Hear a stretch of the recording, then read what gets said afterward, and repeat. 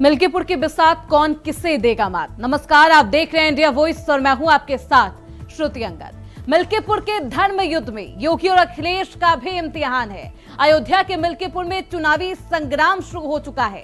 अंतिम समय तक भाजपा और सपा ने यहां पूरी ताकत झोंकी है। भाजपा किसी भी तरह मिल्कीपुर जीतकर लोकसभा चुनाव में अयोध्या की हार का हिसाब बराबर करना चाहती है। वहीं सपा के लिए भी साल 2027 से पहले खुद को मैदान में मजबूत दिखाने और कार्यकर्ताओं का जोश बनाए रखने के लिए ये जीत बेहद जरूरी है। भाजपा ने सपा से ये सीट छीनने को सरकार और संगठन दोनों मोर्चे पर आखिरी तक एड़ी चोटी का जोर लगाया। दोनों ही पार्टियां तैयार है, लेकिन समाजवादी पार्टी के राष्ट्रीय अध्यक्ष अखिलेश यादव ने प्रशासन पर धांधली का इल्जाम अब लगा दिया है। यही नहीं, सपा प्रदेश अध्यक्ष श्यामलाल पाल ने प्रेस कॉन्फ्रेंस कर इल्जाम लगाया कि सरकार के इशारों पर बीएलओ से लेकर डीएम तक जनता में दहशत फैलाने का काम कर रहे हैं।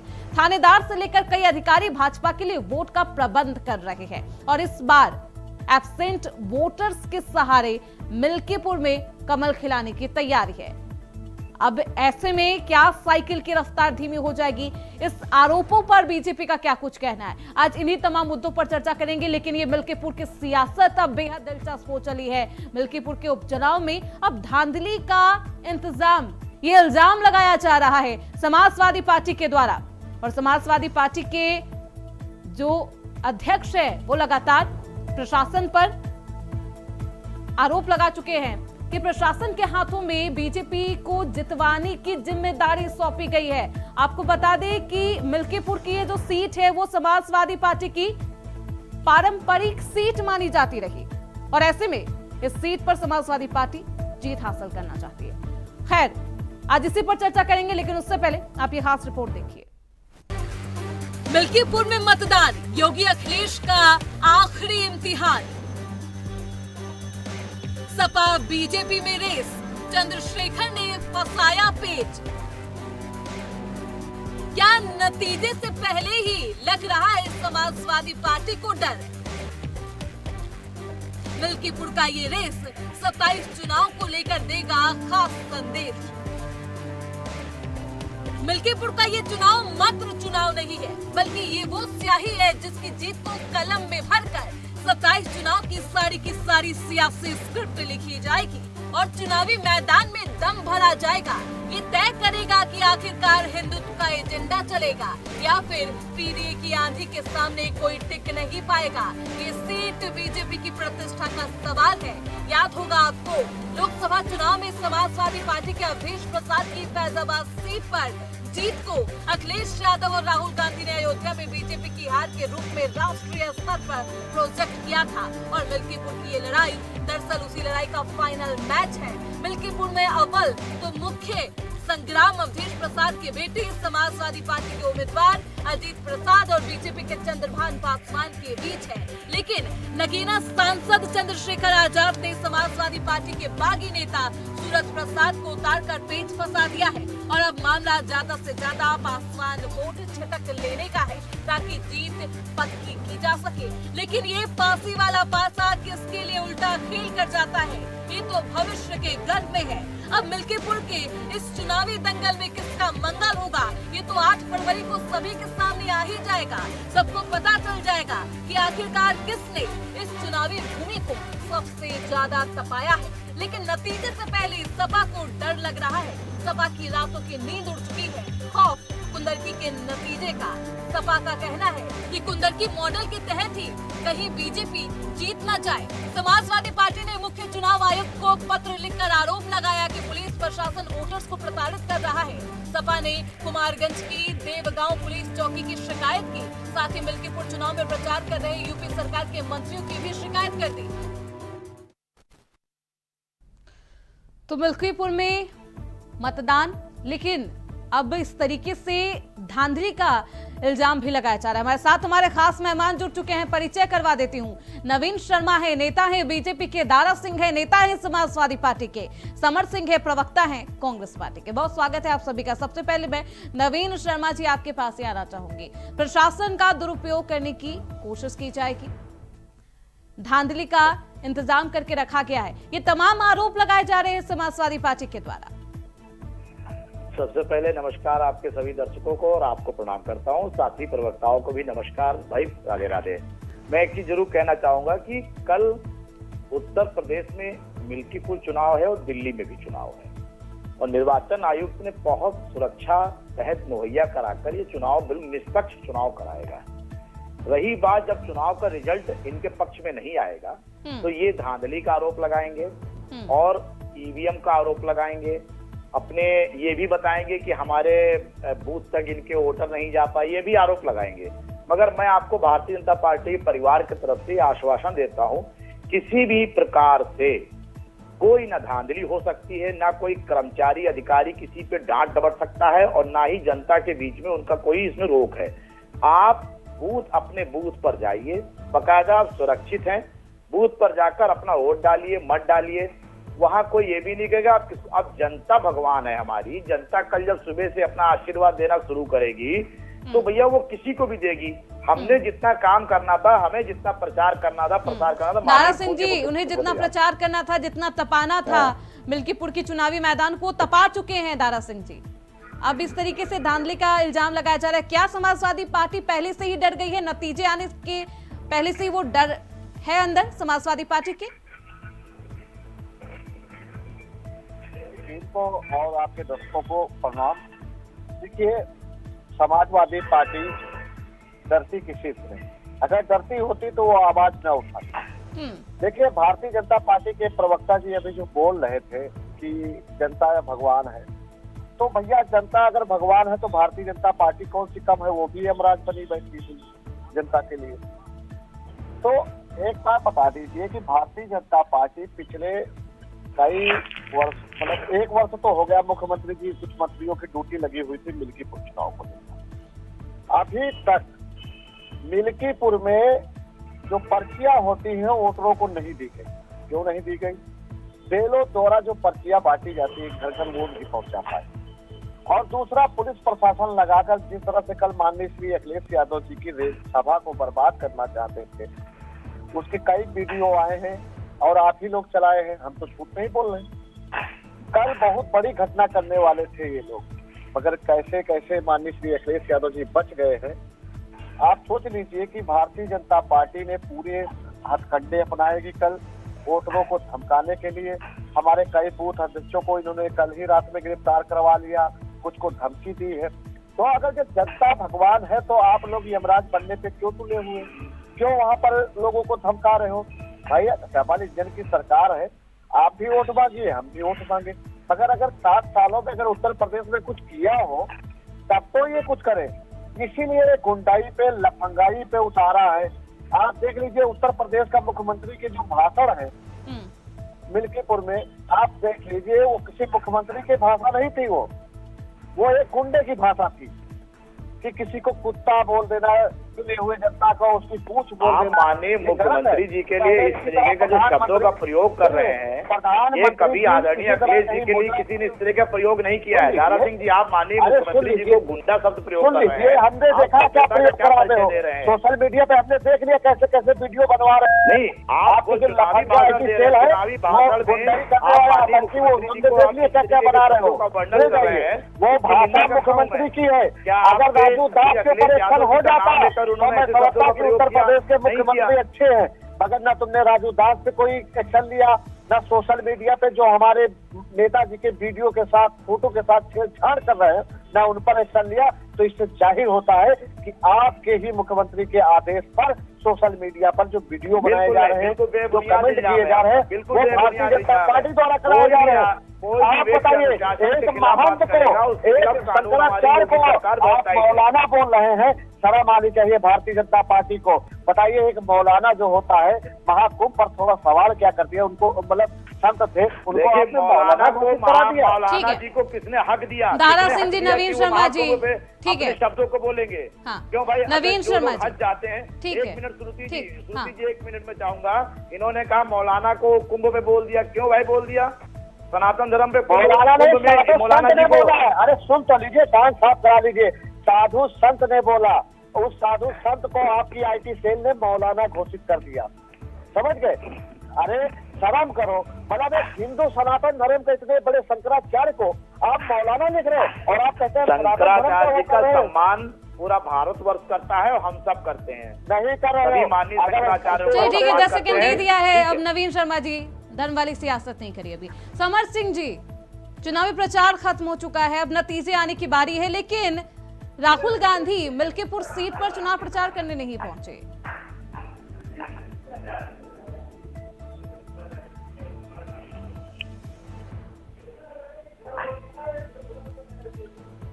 कोई घटना हुई, वीडियो बनाने लगे, दौड़ के जाओ, जल्दी जाओ जल्दी जाओ। समर सिंह जी, आपका फोन शायद म्यूट है, आप उसे अनम्यूट कर लीजिए पहले।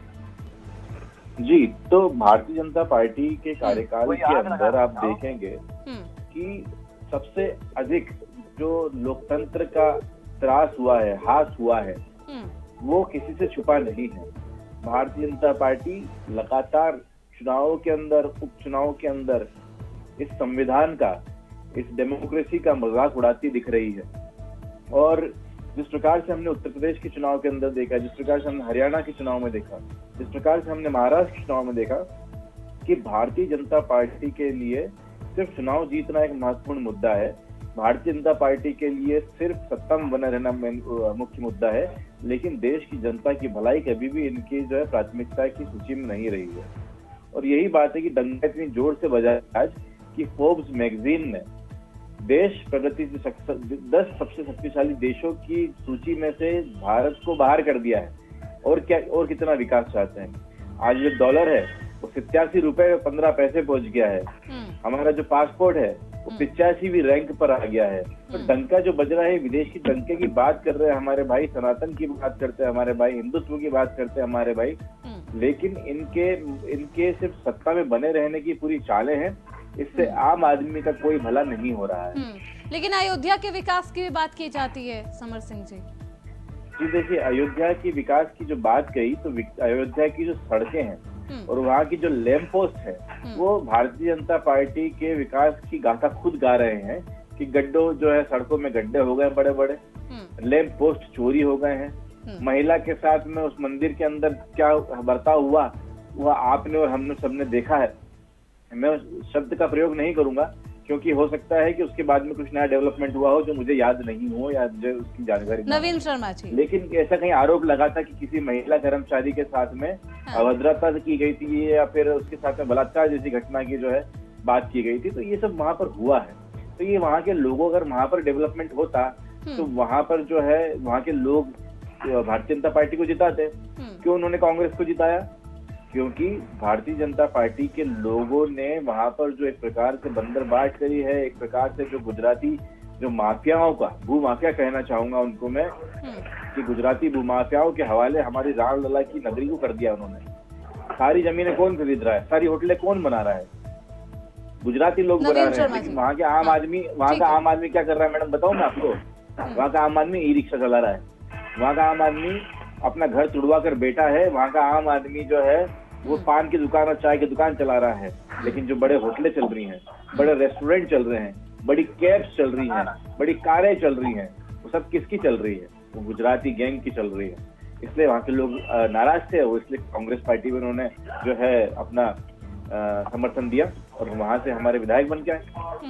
नवीन शर्मा जी, मैं कांग्रेस के साथी से जरूर बात कहना चाहूंगा। अगर अयोध्या में विकास हो रहा है तो विकास कैसे होता है? जब बाहर के बिजनेसमैन आपके किसी भी जिले में, किसी भी दार्शनिक स्थल पर आएंगे, वहां के लिए वो पर्यटन स्थल और अच्छे तरीके से बनाएंगे, डेवलप करेंगे, तो वहां के लोगों को भी रोजगार उसमें मिलेगा। आपका ये कहना गलत है। प्लस अरे आप नौकर बन, आप उत्तर प्रदेश के और अयोध्या के लोगों को बनाना चाहते हैं नवीन भाई। अरे भैया वहाँ पर ये हमारे जो उत्तर प्रदेश के और अयोध्या के भाई हैं, जो अयोध्या के जो गरीब भाई है हमारे, सुन तो लो नवीन जी, लखनऊ, प्रयागराज, सब पूरे उत्तर प्रदेश के लोग जो है उनको रोजगार मिलेगा। चपरासी, नौकर, प्यून, भ्रष्ट स्वीपर बनेंगे और जो होटल बनेगी वो गुजरातियों की बनेगी। बड़े बड़े लोग आएंगे। ये किस प्रकार से विकास है?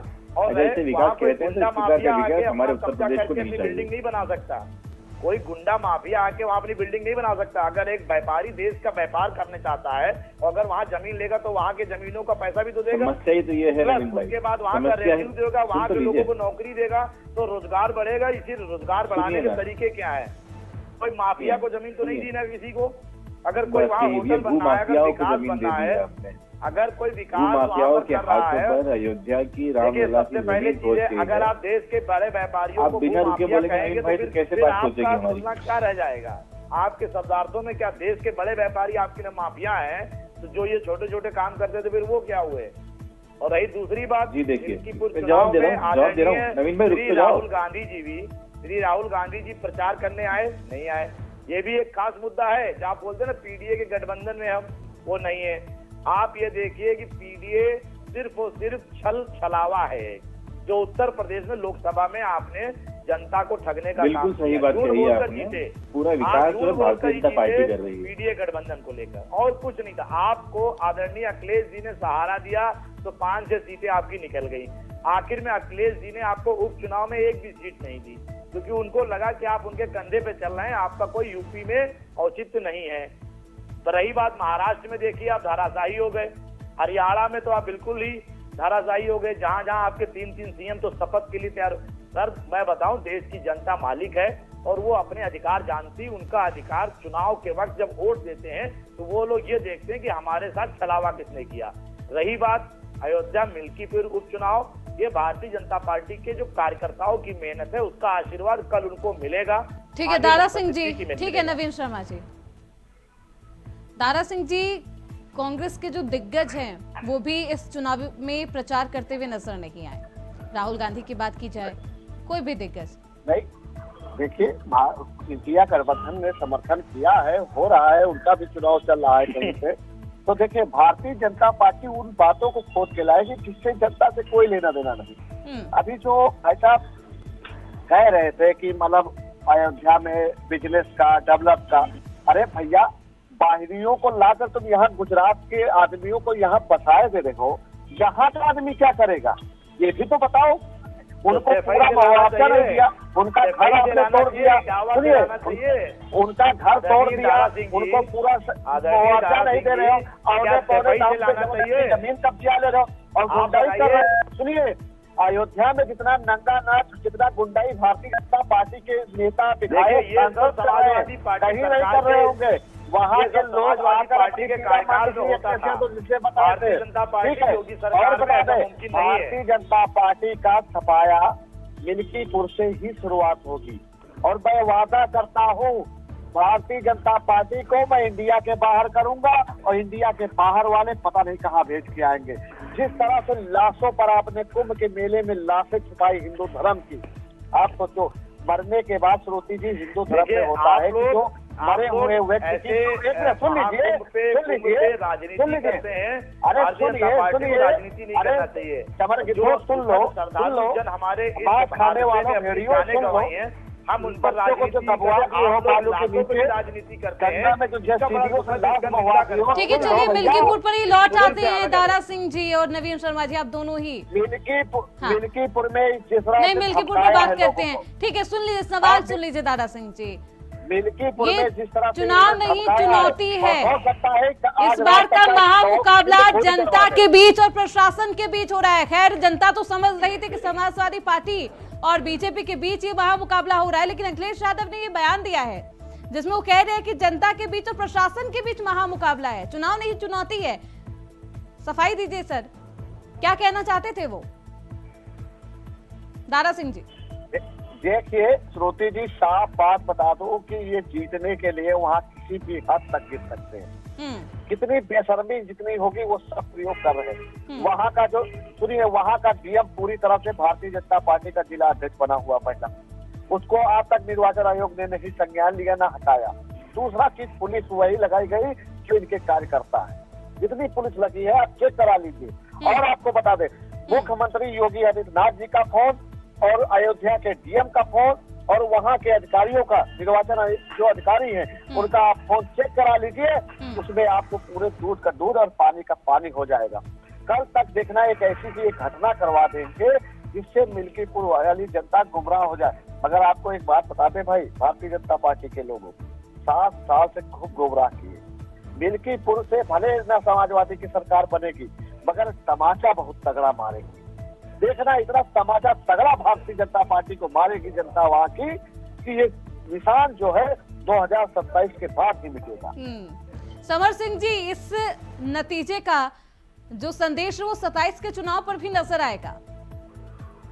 जी वही है। तो इस बार तो कांग्रेस ने समर्थन दे दिया, 27 के चुनाव में क्या रुख अपनाएगी? अगर आगे हमारा शीर्ष नेतृत्व राहुल गांधी जी, खड़गे साहब, सोनिया गांधी जी, प्रियंका गांधी जी और जितने भी हमारे शीर्ष नेता हैं, वो जो तय करेंगे अंतर्गतवा होगा वही। इसके लिए अभी मैं आपसे कोई किसी प्रकार का कमिटमेंट या किसी प्रकार की बात नहीं कर सकता। लेकिन जहां तक की बात है मिल्कीपुर उपचुनाव की, उत्तर प्रदेश में, ये उत्तर प्रदेश के 2027 में होने वाले चुनावों का लिटमस टेस्ट के रूप में इसको देखा जाना चाहिए। बस सवाल ये है कि भारतीय जनता पार्टी कितनी बेईमानी कर लेगी, किस प्रकार से चुनाव लड़ेगी, इस चीज का संशय हमेशा से बना हुआ है। लेकिन हाँ, ये बात देखने वाली रहेगी कि 2027 के अंदर जो मैंडेट जनता का आने वाला है, उसकी शुरुआत शायद हो सकता है कि 2025 के अंदर मिल्कीपुर चुनाव से हो जाए। क्योंकि एक तरफ आप देखिए कि जो गुजरात गैंग है मोदी जी और अमित शाह की, वो पूरी तरीके से खिलाफ है। और आप आए दिन बड़े बड़े बयानबाजियां हो रही हैं। सेकंड टीम की गठन की तैयारियां उत्तर प्रदेश में चल रही है, जिसको team B of Bharatiya Janata party कह सकते हैं, जिसके अंदर किस प्रकार से योगी जी का जो है कद नीचे करा किया जाए, ये पूरा एक साजिश भी चल रही है और ये एक प्रकार का षड्यंत्र भी है। लेकिन भारतीय जनता पार्टी के लोग इसको मानेंगे नहीं। खैर, लेकिन जहां तक की बात है, आगे जो मिल्कीपुर उपचुनाव है, इसके अंदर भारतीय जनता पार्टी के कुकर्मों का जो है कच्चा चिट्ठा खुलने वाला है। और ये बात देखने वाली रहेगी कि किस प्रकार से वहां की जनता भारतीय जनता पार्टी को रिजेक्ट करती है। चलिए, 8 फरवरी को नतीजा आएगा। कुंदरकी मॉडल का भी बहुत जिक्र हो रहा है दारा सिंह जी। कहा जा रहा है कि कुंदरकी में जैसे बीजेपी ने जीत हासिल की है, उसी तरीके से मिल्कीपुर में जीत हासिल करने की कोशिश की जाएगी। जी, बता तो रहा श्रुति कि कल जो ट्रक अयोध्या की तरफ जा रहे थे, उनका कोई ट्रक या जो रोड पे जो सरकारी बसें जो है, उनको जाना किसी और रूट पे था। पुलिस ने, वहाँ की पुलिस प्रशासन ने जानबूझ के माननीय अखिलेश यादव जी का जिधर सभा होना था, उधर भारी वाहनों को, सरकारी वाहनों को उधर को डाइवर्ट नहीं। लेकिन सवाल ये है दारा सिंह जी, ठीक है, प्रशासन पर तो तमाम आरोप लगाए जा रहे हैं। सवाल ये है कि क्या मुस्लिम बहुल इलाके में कोई हिंदू प्रत्याशी नहीं जीत सकता है? नहीं, जीत क्यों नहीं सकता? क्यों पहले कहीं नहीं जीते? अब आप बता दीजिए, जहाँ पर कम से कम 1000 या तो है, वहाँ कोई और जीता था, मतलब उसका नियत साफ होना चाहिए। भारतीय जनता पार्टी जो 2 दशक से भी ज्यादा कुंदरकी में समाजवादी पार्टी का शासन रहा, कब्जा रहा। अब मुझे लगा जनता अपना मन बदलती है। जनता का वो भी जनादेश था जिस पर आप कह रहे हैं वो कुंदरकी मॉडल है बीजेपी का। मिल्कीपुर में अगर जनादेश आएगा, अगर आपके पक्ष में नहीं आता, अगर मैं अगर की बात करूं, इसकी बात कर रही हूं, तो फिर आप ये कहेंगे ईवीएम ने धोखा किया, प्रशासन पर आरोप लगाएंगे। जब एक महिला के ऊपर रिवॉल्वर तान दिया होगा, तो सोचो उस घर घर में क्या क्या हो रहा हो। जब ऑन कैमरा रिवॉल्वर दिखाया गया, तो सोचो बंद कमरों में क्या हो सकता है। एक सिपाही बैठा दिया हो कि अगर कोई वोट डालने के लिए निकलेगा तो तुम्हारा इनकाउंटर कर देंगे। फर्जी वोट डालने में ये माहिर है, इतने वीडियो फर्जी के आए, मगर भाई संज्ञान नहीं लिया जाता। क्योंकि सत्ता का तो पूरा दुरुपयोग, जो लोकतंत्र की हत्या है, भारतीय जनता पार्टी की सत्ता बन गई है। उसका धर्म यही है कि मुझे लोकतंत्र को खत्म करना है, कैसे खत्म करना है वो बता दीजिए। अब आप बताइए श्रुति जी, आप सच्चाई नहीं दिखा सकती।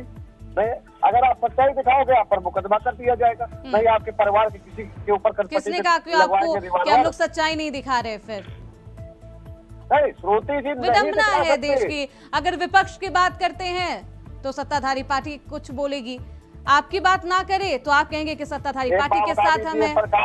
सुनिए, देखिए सरकारें आई श्रुति जी, मगर कभी कभी मीडिया के ऊपर कोई दबाव नहीं बनाया गया। मगर भारतीय जनता पार्टी अभी भी दबाव नहीं है सर। नहीं है। सिर्फ आप एक ना होगा। तस्वीर को दिखाकर अगर आप कहेंगे कि मीडिया सिर्फ उसी तस्वीर के बारे में जिक्र करे तो मीडिया का काम वो नहीं पांच है। लोग- हमारा काम वो सुनिए, बिल्कुल सुनिए, नहीं है। हम दोनों सुनिए, तस्वीर एक दिखाएंगे बात बताइए। और हमने बखूबी दोनों तस्वीर आपको दिखाई है। आप किस श्रुति तस्वीर जी- पर ध्यान केंद्रित करके रखें ये आपका है, ये आपकी मेंटालिटी है। नहीं, नवीन शर्मा जी, हाँ श्रुति ठीक जी, है, मैं आपकी बात से सहमत नहीं हूँ। हाँ कोई बात हो नहीं। सकता है कि नहीं आपके ऊपर नहीं हुआ है। हाँ। अगर जो आज 5 लोगों पर मुकदमा किया है हाँ, वो बताइए। दारा कितनी सिंह जी, भी वो जो पथराव की तस्वीर थी वो भी मैंने आपको बकायदा दिखाई है और मुझे लगता है हमारे बीच इस मुद्दे पर चर्चा कई बार हो चुका है। उसके बावजूद अगर नहीं आप हुआ। सहमत नहीं नहीं है, हुआ। जब हाँ। तक मीडिया को आजादी नहीं मिल जाती तब तक मैं ये चर्चा उठाता रहूंगा। श्रुति क्योंकि जी, मीडिया अभी तो की मुझे सफाई लगता है का समाजवादी पार्टी और को ही सुनिए, आजादी नहीं मिली है आज तक। ये अभी लोग अरे, देश से आजाद नहीं हो पाए तुम्हें तो 2014 में आजादी मिल 1947 गई। के बाद तब तो इनकी अभी नजर में देश को- मीडिया और तब तो- ये लोग अभी सुनिए, आजाद नहीं हो पाए हैं। 2014 की आजादी मनाने वालों, आप लोगों को तो 2014 में लगता है आजादी मनाने वालों, पेंशन खाने वाले, देश के साथ गद्दारी करने वालों को आजादी मिल गई तो अब तो जनता को देश के साथ गद्दारी किसने की है? देश बने बैठे के हो। साथ गद्दारी किसने की आपको पता है? इसको बताने की जरूरत पूरी नहीं है। दुनिया जानती है कि भारतीय जनता पार्टी जब देश काश के लिए कोई काश आपको पता होता, आपको सुनिए, पता पुलवामा होता। हमला हो या वो कोरोना काल हो, देखिए, या महाकुंभ इनके हो, पास कुछ या नहीं है। देश की श्रुति आजादी जी, आपके हो, चैनल पे भारतीय बैठ के जनता ये पार्टी का ही सिर्फ और नेता सिर्फ निकला करता है। भड़काऊ बयान जब देंगे जब भारतीय जनता और समाज पार्टी ने में देश के दुनिया लेकर बने फैसला ऐसे लेना बयान हुआ, देंगे। तो भारतीय इनके पास जनता कोई पार्टी संकट माफी नहीं। वीरों क्या- ने ही इस देश चलिए के मैं साथ आपसे गद्दारी पूछ की रहा है। हूँ, मैं आपसे इतिहास पूछ रहा है, हूँ, इतिहास है। 26/11 वर्तमान में भी गद्दार, दारा सिंह जी, गद्दार, 26/11 वर्तमान में आपके भी पीडीए गद्दार। गठबंधन, गद्दार, 26/11 गद्दार, मुंबई गद्दार, हमला। गद्दार। अरे मैं आपसे पूछ रहा हूँ, दारा सिंह जी जवाब दीजिए। सोशल मीडिया 26/11 दारा सिंह जी, 26/11 केंद्र में कांग्रेस सरकार आपके साथी की सरकार थी, कैसे हुआ? वो तो घुस कर आए, मारे, कितने बेरहमों को मारा, बताइए। करने वाले देश छोड़ो। आप 26/11 के बारे में क्या कहेंगे? आप 26/11 के बारे में क्या कहेंगे? हमारी सरकार ने तो बहुत मुस्तैद काम किया।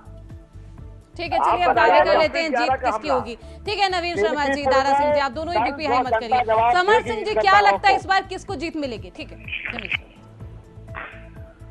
भारतीय जनता पार्टी की करारी हार हम्म, मिल्कीपुर में होने जा रही है हम्म, और ये बात आप यहाँ से नहीं, वहाँ मिल्कीपुर की जनता से, अयोध्या की जनता से जाकर पूछिए हम्म, कि किस प्रकार से भारतीय जनता पार्टी इनके गुंडे नेताओं से वहाँ के लोग त्रस्त हैं। इनके द्वारा वहाँ के लोगों को, जिस प्रकार से नवीन भाई ने बोला कि बाहर के उद्योगपति आएंगे, होटल उनकी होगी और चपरासी के काम जो है हमारे उत्तर प्रदेश के लोग करेंगे। बिल्कुल इस नहीं, प्रकार से बिल्कुल ये नहीं। जो हमारे इस प्रकार समाज का के मैंडेट शिक्षित लोग हैं, शिक्षित बच्चे हैं, आपने वो बोला, अच्छे आपने पोस्ट पर कहा- भर्ती होंगे। कोई मैनेजर कहा- बनेगा, कोई एचआर अरे बनेगा, मालिक कोई क्यों नहीं डेवलपमेंट बनेगा? अधिकारी बनेगा। मालिक क्यों नहीं आप बनेगा? हमारे यहाँ के बच्चों को, उत्तर प्रदेश नौजवानों का को हमारा रोजगार- युवा आप मालिक क्यों नहीं बन शिक्षित सकता? बात कर रहे हैं सर, हमारे यहाँ नहीं, युवा मैं वही पढ़ा पूछ लिखा रहा हूँ है, आपसे अच्छी कि अच्छी उत्तर जगह पे प्रदेश जॉब का करेगा हमारा भाई। युवा जो है वो मालिक क्यों नहीं बन सकता? अरे सर, उत्तर मालिक प्रदेश का देखिए, युवा मालिक आपको मालिक ही क्यों पता नहीं है। बनेगा? मालिक आपको ही पता है आप- सर, मालिक बनने के लिए घर मालिक पे क्यों पैसे नहीं लगाने बनेगा? पड़ते हैं सर। क्या बच्चे अपना घर बेच के तो आप इस बिजनेस बात शुरू को करेंगे? मानते हैं कि उत्तर प्रदेश जो है पिछड़ा राज्य है? ये 10 साल आपकी से सोच सत्ता बता में रही है, होने ये के बाद आपकी में सोच भी। बता रही है पिछड़ा उत्तर प्रदेश उत्तम राज्य तो है। आप बोल रहे हो पैसे हमारे यहाँ लगाने पढ़े पड़ते लिखे हैं, तो नौजवान उत्तर हैं, प्रदेश के पास पैसा अगर नहीं उनके है? लिए नए रास्ते यहाँ के सरकार लोगों खोज के पास रही है, पैसा नहीं है? अच्छे इन्वेस्टर खोज रही है। ये बताइए, सैमसंग का प्रोजेक्ट कहाँ लगा है? उत्तर प्रदेश में लगा है। कितने 5 हजारों लोगों साल को में नौकरी मिल रही है।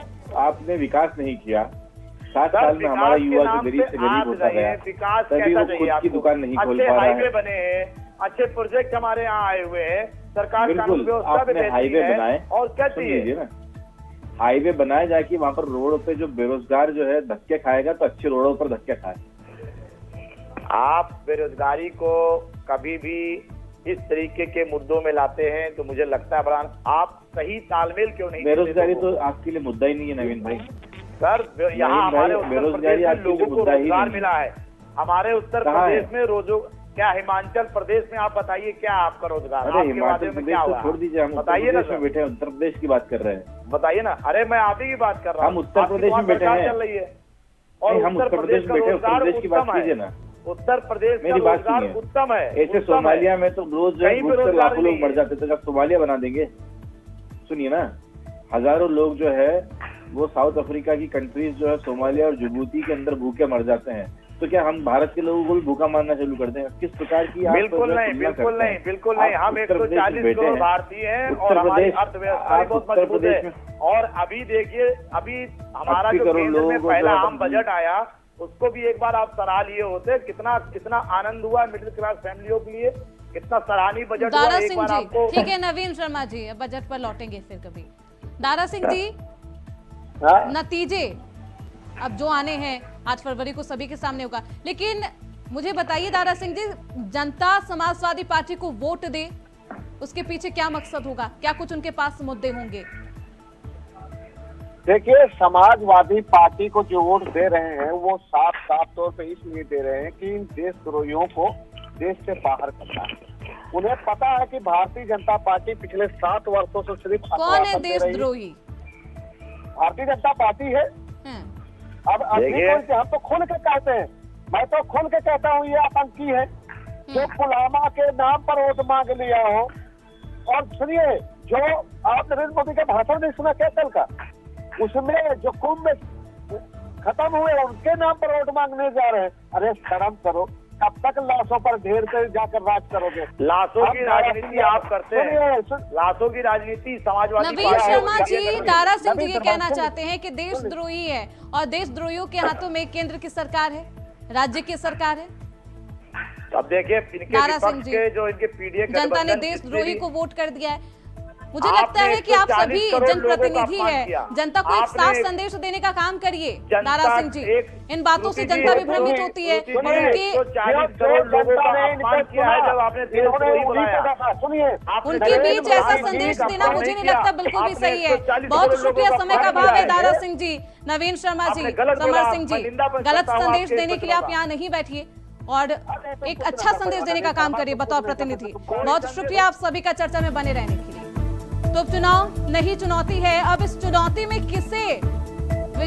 कौन विजयी होता है ये देखना बेहद दिलचस्प होगा। 8 फरवरी को नतीजे आएंगे और सभी के सामने सब कुछ साफ हो जाएगा और 27 के लिए क्या कुछ सियासी संदेश दिया जाएगा मिल्कीपुर की सीट पर, देखना बेहद दिलचस्प होगा। इसी के साथ इस चर्चा में बस इतना ही, देखते रहिए।